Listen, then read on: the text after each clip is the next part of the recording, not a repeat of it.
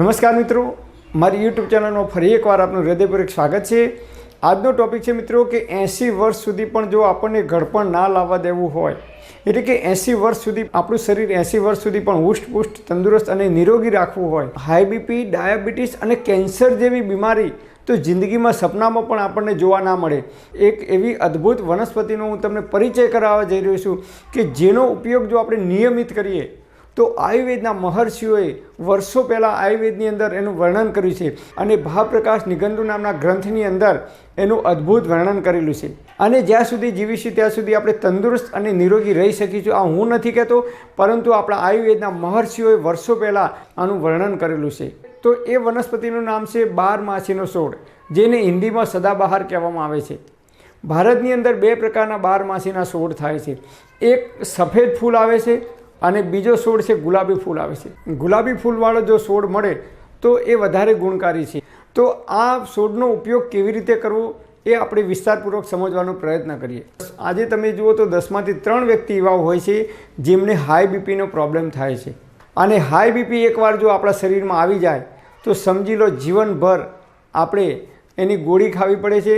High બીપીના લીધે brain stroke થઈ શકે છે, અને જો બ્રેઇન સ્ટ્રોક થાય, મગજની નસ જો ફાટી જાય તો માણસનું મૃત્યુ પણ થઈ શકે છે। અને હાઈ બીપીના લીધે જો બીપી એકદમ વધી જાય, હાઈ બીપી થઈ જાય તો એ માણસને લકવો પણ પડી શકે છે, અને જો લકવો પડે તો બાકીની આખી જિંદગી આપણે ખાટલાની અંદર ગુજારવી પડે છે અથવા બીજાના સહારે ગુજારવી પડે છે। આપણે જાતે ખાઈ શકતા નથી કે આપણે જાતે કોઈ પણ શરીરની ક્રિયા કરી શકતા નથી। તો મિત્રો, હાઈ બીપી અને ડાયાબિટીસ અને કેન્સરની અંદર તો એ અદ્ભુત પરિણામ આપે છે। જે માણસોને કેન્સર થાય છે અને એમને કિમોથેરાપી આપવામાં આવે છે ત્યારે તેમને 2 પ્રકારના આલ્કેલોઇડ નામના ઇન્જેક્શન આપવામાં આવે છે। અને આ જે વનસ્પતિ છે, બારમાસીનો છોડ છે, એની અંદર 12 પ્રકારના આલ્કેલોઇડ આવેલા છે જે દુનિયાની કોઈ વનસ્પતિમાં આવેલા નથી। જ્યારે કેન્સર થાય છે ત્યારે લિરોમાઇડ અને વિકાલ્યુકોબ્લેસ્ટાઇન નામના 2 ઇન્જેક્શન આપવામાં આવે છે। અને આ જે આલ્કેલોઇડ છે એ આ વનસ્પતિના મૂળની અંદર જોવા મળે છે। આવું વૈજ્ઞાનિકોએ રિસર્ચ કર્યું છે। અને આ વનસ્પતિની અંદર અજમેસિલિન, સર્પેન્ટાઇન અને રિસ્પિન નામના તત્વો જોવા મળે છે। અને આ જે આલ્કેલોઇડ છે આ બારમાસીના છોડની અંદર રહેલા છે। આ 3 તત્વો છે એ ડાયાબિટીસ અને હાઈ બીપીને કંટ્રોલ કરવામાં અદ્ભુત કામ કરે છે, અદ્ભુત મદદરૂપ થાય છે।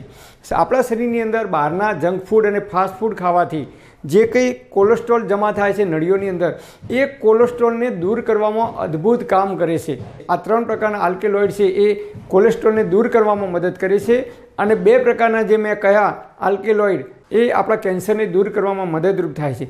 અને આપણા શરીરની અંદર જે સેલ છે એ સેલને ડેમેજ થતાં અટકાવે છે, અને આપણા શરીરની અંદર રોજે રોજ જે સેલ બને છે એ સેલને એક્ટિવ કરવા માટે, એ સેલને હુષ્ટપુષ્ટ, તંદુરસ્ત અને એ સેલને નિરોગી રાખવા માટે આ બંને પ્રકારના જે આલ્કેલોઇડ છે એ અદ્ભુત પરિણામ આપે છે, એ ખૂબ ઉપયોગી થાય છે। તો આ વનસ્પતિનો ઉપયોગ કેવી રીતે કરવો એ હવે આપણે સમજવાનો પ્રયત્ન કરીએ। તો સવારે ઉઠી અને બારમાસીનો જે છોડ છે, જેને હિન્દીમાં સદાબહાર કહેવામાં આવે છે, લાલ ફૂલવાળો જો છોડ મળે તો 4 ફૂલ લેવાના અને 4 પાન લેવાના, એને બરાબર ધોઈ સાફ કરી અને સવારે ઉઠીને નરણા કોઠે ભૂખ્યા પેટે ચાવીને ખાઈ જવાના। પહેલાં ફૂલ ખાઈ જવાના, પછી પાન ખાઈ જવાના, અથવા પહેલાં પાન ખાવાના પછી ફૂલ, તમે એ રીતે ગમે તે ખાઈ શકો છો। તો ખૂબ ચાવીને ખાઈ જવાના। જો તમને આ ફૂલ અને પાન ચાવીને ખાઈ ના શકતા હોય તો બીજો ઉપાય બતાવું। રાત્રે 1 ગ્લાસ પાણી લેવાનું નોર્મલ, એની અંદર આ 4 પાન અને 4 ફૂલ ધોઈ સાફ કરી અને પાણીની અંદર પલાળી દેવાના।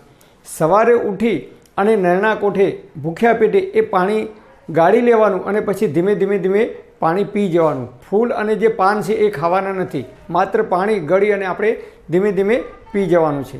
અને ત્રીજો પ્રયોગ છે, હવે જે લોકોને કેન્સર છે અથવા ડાયાબિટીસ અને હાઈ બીપી બંને રોગ છે, આને કંટ્રોલ નથી થતા, તો એવા લોકોએ આના જે મૂળ આવે છે, બારમાસીના છોડના જે મૂળ છે એ 50 ગ્રામ મૂળ લેવાના, એને ધોઈ સાફ કરી 1 ગ્લાસ પાણી લેવાનું, એની અંદર 50 ગ્રામ જેટલા મૂળ નાખી એ પાણીને ગરમ કરવાનું ધીમા તાપે।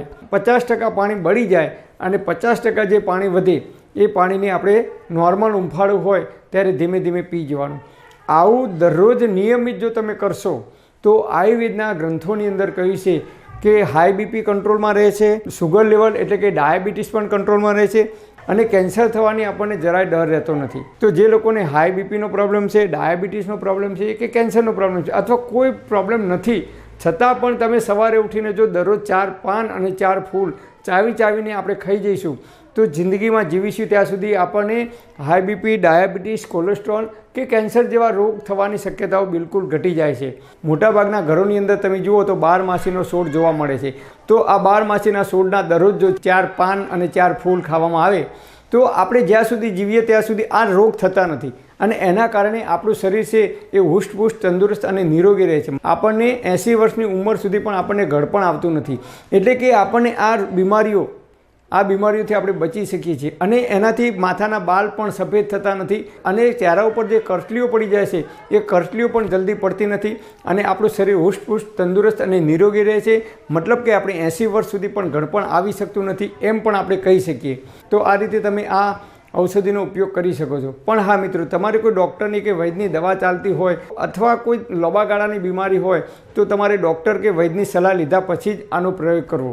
કારણ કે આયુર્વેદ પ્રમાણે દરેક માણસના શરીરની પ્રકૃતિ અલગ અલગ હોય છે. મિત્રો, આ વિડીયોને તમે ફેસબુકની અંદર કે વોટ્સઅપની અંદર જેટલો શેર થાય એટલો શેર કરજો, જેથી કરીને અનેક લોકો સુધી આ માહિતી પહોંચી શકે. પરમપિતા પરમાત્મા આપ સર્વેને તંદુરસ્ત અને નિરોગી રાખે એવી હૃદયપૂર્વક મારી પ્રાર્થના. Thanks for watching my video. Thank you.